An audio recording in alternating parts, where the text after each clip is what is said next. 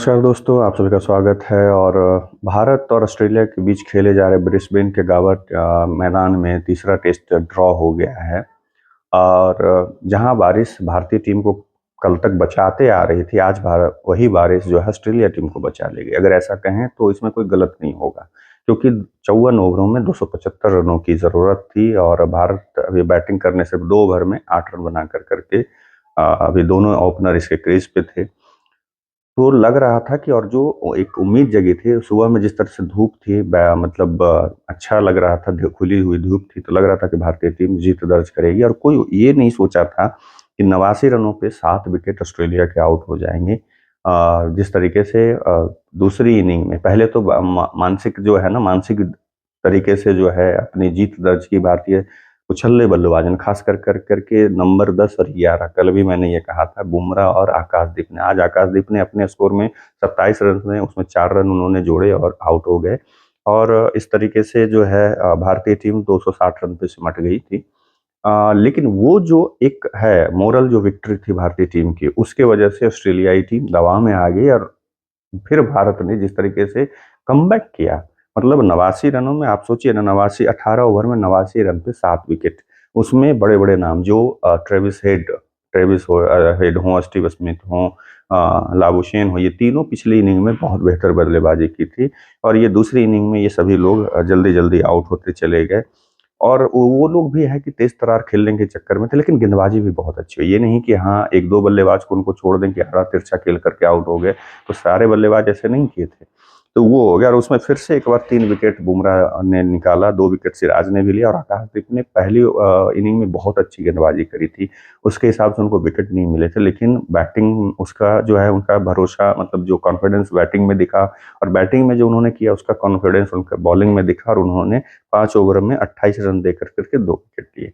और बुमराह तो भाई बुमराह है, वो तो ऑल टाइम ग्रेटेस्ट है। जो कहता है कि कोट जो बोलता है, रियल कोट है कि जब भी आपको विकेट की जरूरत है बुमराह की ओर देखें। इवन कि अब तो बुमराह की ओर तरफ बैटिंग में भी देखना पड़ रहा था। कल भी लग रहा था कि बुमराह कुछ कम से कम एक आध ओवर में जो है 30-35 रन, जैसे इंग्लैंड के खिलाफ उन्होंने 31-35-36 रन बनाए थे, उस तरफ से बना दें तो भारतीय टीम फॉलो ऑन बचा लेगी। तो हम लोग अब बुमराह जो है बैटिंग भी उनके तरफ देखना पड़ता है, कप्तानी के लिए भी उनके तरफ देखना पड़ रहा है, और बॉलिंग के लिए तो देखना ही पड़ता है।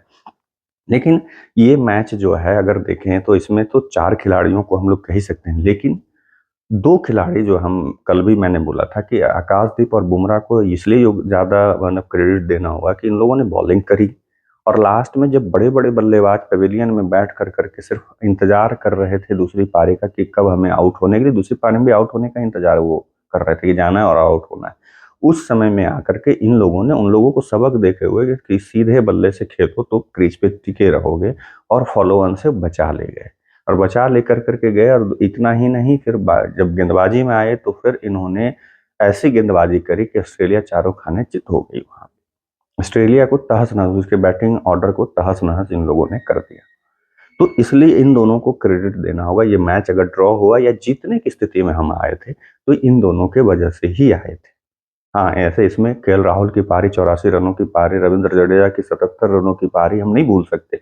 उन दोनों के संघर्षशील जो पारी जो थी उन लोगों की, वो भी महत्वपूर्ण। लेकिन बीच में आप सोचें कि 45 रन हम पीछे चल रहे थे और 10वें-11वें नंबर की बल्लेबाजी हो रही थी। बल्लेबाज जो है क्रीज पे थे।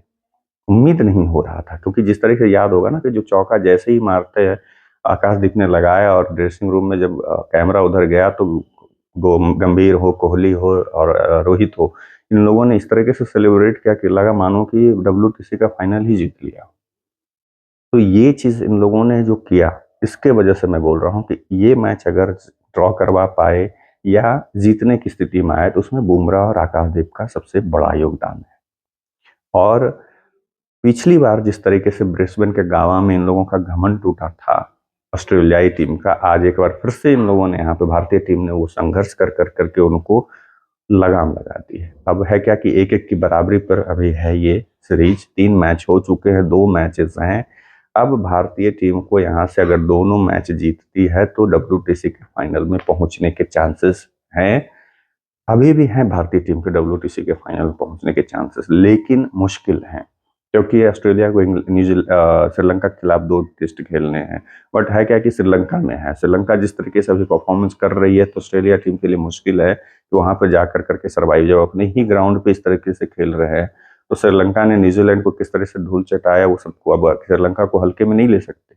जब से जयसूर्या वहां की कमान संभाले हैं कोचिंग की, तब से श्रीलंका एक अलग ही श्रीलंका, वही सारे प्लेयर अलग ही रूप में आ रहे हैं। इंग्लैंड को इंग्लैंड में हराना, हाँ ये अलग बात है कि अभी साउथ अफ्रीका में जरूर हार गए, लेकिन जो न्यूजीलैंड ने 3-0 से भारत को हराया, उस न्यूजीलैंड को उन लोगों ने 2-0 से हराया, ओडीआई में हराया, टी20 में हराया, तीनों सीरीज में उनको हरा करके भेजा।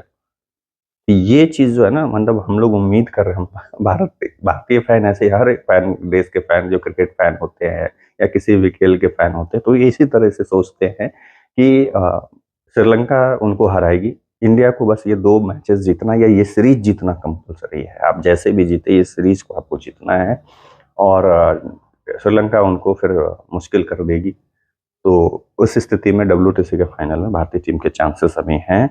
और कुल मिलाकर देखें तो बुमराह ने इस मैच में 9 विकेट लिए हैं, और अगर अभी तक 3 टेस्ट मैच में उन्होंने 21 विकेट लिया है, उन्होंने, माफ कीजिएगा, 18 की औसत से, लगभग 18 की औसत से 3 मैचेस में 21 विकेट उन्होंने लिया है। और पहले मैच में जो जीत दर्ज की है उसमें कप्तानी का स्किल दिखाया है। तो बुमराह जो है अभी आज की तारीख में भारतीय क्रिकेट टीम के सबसे बड़े मैच विनर हैं और रियल गॉड हैं।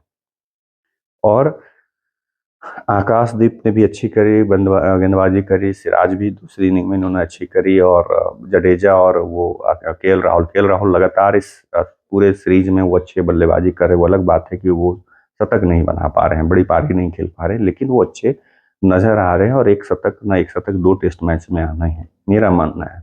और फिर से मैं कह रहा हूँ विराट कोहली की, हम जितनी भी उनको कमी निकालने या जितना भी उनको मतलब उनके बारे में हम बोल दें, नकारात्मक चीजें बोल दे, लेकिन उम्मीद मैं कर रहा हूँ कि 2 टेस्ट में किसी में न किसी में 1 सेंचुरी और विराट कोहली के आने चाहिए।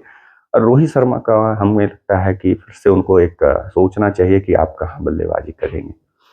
वैसे सिचुएशन के हिसाब से तो बल्लेबाजी करना ही चाहिए, लेकिन रोहित शर्मा को मुझे लगता है कि अभी भी, मैं मानता हूँ ठीक है ये दोनों ये कर रहे हैं, लेकिन उनको ऊपर ही आना चाहिए, ओपन ही करना चाहिए। अगर ओपन कर कर करके आकर के 60-70 रनों की साझेदारी 30 तरह दे देते हैं शुरुआत, तो वो भारतीय टीम के लिए मोरल विक्ट्री होगी, और उस समय दबाव बना पाएंगे विपक्ष ऑस्ट्रेलिया के ऊपर। खैर चलिए, अब अगले टेस्ट में क्या होता है उस पर हम लोग बाद में बात करेंगे। तब तक के लिए आप लोगों से विदा लेता हूँ, दूसरे वीडियो में मिलूंगा। नमस्कार।